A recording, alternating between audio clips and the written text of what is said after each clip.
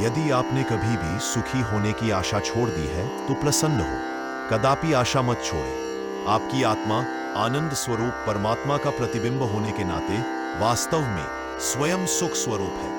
सुख कुछ सीमा तक बाह्य परिस्थितियों पर निर्भर करता है, परंतु मुख्य रूप से यह मानसिक स्थितियों पर निर्भर है। वास्तव में परिस्थितियां अच्छी या बुरी नहीं होती, वे सदा ही तटस्थ होती है। दिखने में निराशाजनक या उत्साहवर्धक इस बात पर निर्भर करता है कि उनसे जूझ रहे व्यक्ति की मनोदशा उदास है या प्रसन्न है। यदि आप अपनी परिस्थितियां बदलना चाहते हैं तो अपने विचारों को बदलें, क्योंकि अकेले आप स्वयं अपने विचारों के लिए उत्तरदायी हैं, इसलिए केवल आप ही इन्हें बदल सकते हैं। जब आप अनुभव कर लेंगे कि प्रत्येक विचार अपनी प्रकृति के अनुसार रचना करता है, तो आप उन्हें बदलना चाहेंगे। स्मरण रखें कि यह नियम हर समय काम करता है और आप सदैव उसी प्रकार के विचारों के अनुसार ही व्यवहार करते हैं जिन्हें आप आदतवश मन में रखते हैं। इसलिए अभी से केवल उन विचारों को ही सोचना आरंभ कर दें जो विचार आपके लिए स्वास्थ्य एवं सुख लाएंगे। मन सभी जीवित कोशिकाओं का मस्तिष्क, भावना और अनुभूति होने के कारण मानव शरीर को फुर्तीला या हतोत्साहित रख सकता है। मन राजा है और इसकी सभी जीवित कोशीय प्रजा ठीक अपने शाही निर्देशक की मनोदशा के अनुसार व्यवहार करती है। उसी प्रकार हमें मन को नित्य प्रति दिए जाने वाले मानसिक भोजन की पोषक शक्ति का ध्यान रखना चाहिए। आप लगातार दुख के बोध में डूबे रहते हैं, इसीलिए ये आपके जीवन में रहता है। आप दुख को मन से निकाल दें तो इसका अस्तित्व नहीं रहेगा। मनुष्य का यह अंतर्निहित निश्चय करने की क्षमता ही है जिसे मैं वास्तविक नायक मानता हूं। यही उसकी दिव्य अथवा मूल प्रकृति है। दुख से निवृत्ति पाने हेतु मनुष्य को अपनी दिनचर्या में इसी शूरवीर प्रकृति का दृढ़ता से प्रयोग करना चाहिए। यदि आप प्रसन्न नहीं रहना चाहते तो कोई भी आपको प्रसन्न नहीं कर सकता। उसके लिए परमात्मा को दोष मत दें। और यदि आप प्रसन्न रहना चाहते हैं तो आपको कोई भी अप्रसन्न नहीं कर सकता। यदि उन्होंने हमें अपनी इच्छा शक्ति का प्रयोग करने की स्वतंत्रता ना दी होती तो हम अप्रसन्न होने पर उन्हें दोष दे सकते थे, परंतु उन्होंने यह स्वतंत्रता हमें दी है। हम ही जीवन को जैसा यह है वैसा बनाते हैं। सुदृढ़ चरित्र वाले व्यक्ति प्रायः सबसे अधिक प्रसन्न होते हैं। वे दूसरों को उन कष्टों के लिए दोष नहीं देते जिनका संबंध प्रायः उनके अपने कर्मों और विवेक की कमी के साथ जोड़ा जा सकता है। वे जानते हैं कि उनकी प्रसन्नता में वृद्धि अथवा कमी लाने की शक्ति किसी में नहीं है, जब तक कि वे स्वयं इतने निर्बल ना हों कि वे विपरीत विचारों और दुष्कर्मों को उन्हें प्रभावित करने की अनुमति दे डालें। आपका सबसे बड़ा सुख आपकी सदा सीखने की इच्छा रखने, रहने और उचित व्यवहार करने में ही निहित है। जितना अधिक आप अपना सुधार करेंगे, उतना ही अधिक आप अपने समीप दूसरे लोगों का उत्थान करेंगे। अपना सुधार करने वाला व्यक्ति अधिकाधिक सुखी व्यक्ति होता है। आप जितने अधिक सुखी होंगे, आपके आसपास के लोग भी उतने ही अधिक सुखी हो जाएंगे। जीवन के प्रति नकारात्मक दृष्टिकोण से बचें। जब हमारे चारों ओर सौंदर्य है तो गंदी नालियों की ओर क्यों देखें। कला, संगीत और साहित्य की उत्कृष्ट कृतियों में भी कोई व्यक्ति दोष निकाल सकता है, किंतु क्या उनकी मनोहरता और महिमा का आनंद लेना श्रेष्ठतर नहीं है?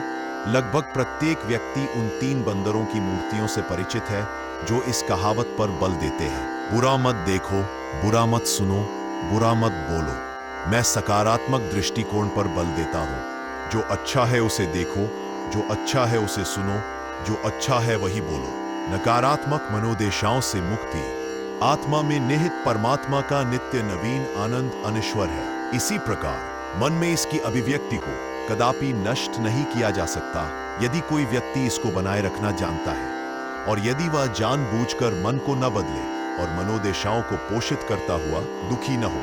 आप ईश्वर का एक प्रतिबिंब है। आपको एक देवता की तरह व्यवहार करना चाहिए। लेकिन फिर क्या होता है? प्रातः काल में पहली बात यह होती है कि आप क्रोधित होकर शिकायत करते हैं, मेरी कॉफी ठंडी है। इससे क्या फर्क पड़ता है? ऐसी बातों से परेशान क्यों होते हैं? मन में ऐसा संभाव रखें जिसमें आप पूर्ण रूप से शांत हों, सब प्रकार के क्रोध से मुक्त। यही तो आप चाहते हैं। किसी भी वस्तु या व्यक्ति को अपनी बकरी न ले जाने दें। आपकी बकरी है आपकी शांति।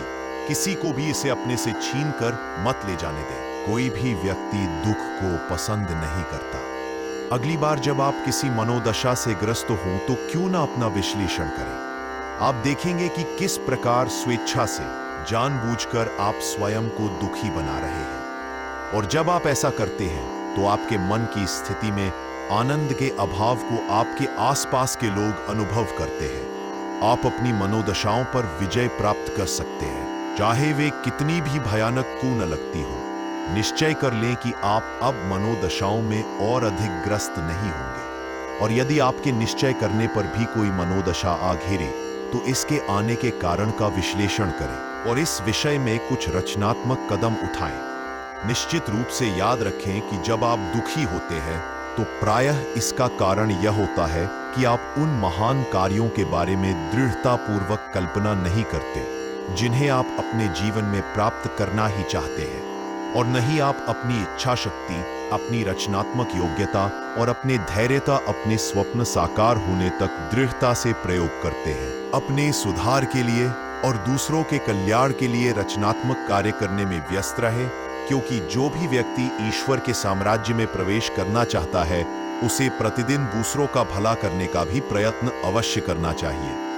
यदि आप इस शैली को अपनाते हैं तो आप मनोभावों को दूर करने वाले आनंद का अनुभव करेंगे और जानेंगे कि आप मानसिक रूप से उन्नति कर रहे हैं। प्रसन्नता दूसरों को प्रसन्न करने में और निजी स्वार्थ को छोड़कर दूसरों को आनंद देने में निहित है। दूसरों को सुख देना हमारे अपने सुख के लिए अत्यंत महत्वपूर्ण है और यह सर्वाधिक संतुष्टिदायक अनुभव है। कुछ लोग केवल अपने परिवार के बारे में ही सोचते हैं, हम चार और नहीं कोई और। अन्य केवल अपने बारे में ही सोचते हैं, मैं सुखी कैसे हो सकता हूं। परंतु यही वे लोग होते हैं जो कभी सुखी नहीं होते। केवल अपने लिए जीना ही सभी दुखों का स्रोत है। दूसरों को आध्यात्मिक, मानसिक और भौतिक सेवा प्रदान करने से आप अपनी निजी आवश्यकताओं को पूरा होते पाएंगे। जब आप दूसरों की सेवा में अपने स्वयं को भुला देंगे तो आप पाएंगे कि आपका अपना सुख का प्याला बिना मांगे ही भर जाएगा। जब आप इस संसार में आए थे तो आप रोए थे और अन्य सब मुस्कुराए थे। आपको अपना जीवन इस प्रकार बिताना चाहिए कि जब आप जाएं तो अन्य सब व्यक्ति रो रहे होंगे परंतु आप मुस्कुरा रहे होंगे। आप जितना गहन ध्यान में जाएंगे और जितनी ही अधिक स्वेच्छा से सेवा करेंगे आप उतना ही अधिक प्रसन्न रहेंगे। ध्यान एवं अपनी चेतना का नित्य विद्यमान, नित्य चेतन, नित्य नवीन आनंद जो कि ईश्वर है के साथ अंतर संपर्क करके अपने भीतर प्रत्येक रात्रि को सोने से पहले और फिर सुबह अपनी दिनचर्या प्रारंभ करने के पहले कम से कम आधा घंटा, अच्छा हो यदि अधिक समय, ध्यान में मौन एवं शांत रहे। यह एक अदम्य अटूट सुख की आंतरिक आदत उत्पन्न करेगा जो आपको जीवन के सभी दैनिक संघर्षों की कठिन परिस्थितियों का सामना करने के योग्य बना देगा। अपने अंतर में इस अपरिवर्तनशील आनंद के साथ अपनी दैनिक आवश्यकताओं की मांगों की पूर्ति में जुट जाएं। आप सुख के लिए बाहरी स्थितियों पर जितना अधिक निर्भर रहते हैं उतना ही कम सुख अनुभव करेंगे। यदि आप सोचते हैं कि आप ईश्वर की विस्मृति में सुखपूर्वक रह सकते हैं तो यह आपकी भूल है, क्योंकि आप अकेलेपन में बार बार चीत्कार कर उठेंगे जब तक कि आप यह अनुभव नहीं कर लेते कि ईश्वर ही सर्वे सर्वा है। विश्व में केवल एकमात्र सत्य, आपकी रचना उनके प्रतिबिंब के रूप में हुई है। आप किसी भी वस्तु में चिरस्थायी प्रसन्नता प्राप्त नहीं कर सकते क्योंकि ईश्वर के अतिरिक्त कुछ भी पूर्ण नहीं है। आइए हम अपने विचार पक्का कर ले कि भोर के होते ही मैं अपने हर्ष को उन सभी पर बिखेरूंगा जो आज मुझसे मिलेंगे। आज जिनसे मेरी भेंट होगी उनके लिए मैं मानसिक उज्ज्वलता बनूंगा। प्रत्येक स्थान पर अच्छाई को देखते हुए और सभी वस्तुओं को ईश्वर द्वारा प्रकट पूर्ण विचार के रूप में देखते हुए मैं सोचने की नई आदतों का निर्माण करता हूं। मैं अभी से जहां पर भी मैं आज हूं स्वयं को अपने भीतर से सुखी होने का पक्का मन बनाऊंगा। फिर आप अनंत प्रसन्नता का अनुभव करेंगे। आपका दिन शुभ हो। जय गुरुदेव।